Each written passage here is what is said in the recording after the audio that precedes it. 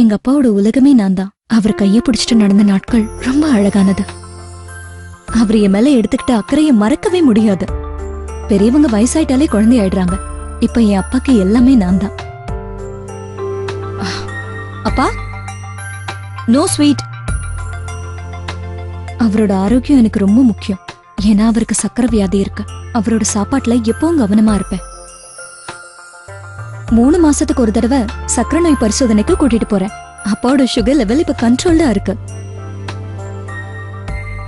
30 வயதும் அதற்கும் மேற்பட்டவர்கள் அரசு மருத்துவமனை அல்லது ஆரம்ப சுகாதார நிலையங்களில் சர்க்கரை நோய் பரிசோதனை செய்து கொள்ள வேண்டும். அதிகமாக காய்கறிகள் மற்றும் பழங்கள் உட்கொள்ள வேண்டும். அதிக கொழுப்பு மற்றும் சர்க்கரை உள்ள உணவுகளை தவிர்க்க வேண்டும். நாள்தோறும் அரை மணி நேரமாவது நடக்க வேண்டும். புகை மற்றும் மது பழக்கத்தை விட்டுவிட வேண்டும். ஆரம்ப நிலையிலேயே சர்க்கரை நோய் கண்டறியப்பட்டு தகுந்த சிகிச்சை எடுத்துக்கொண்டால் கண், சிறுநீரகம், இதயம், நரம்பு, பாதம் போன்ற உறுப்புகள் பாதிப்படைவதை தவிர்க்கலாம். இது நம்ம ஒவ்வொருத்தரோட கடமையும் கூட.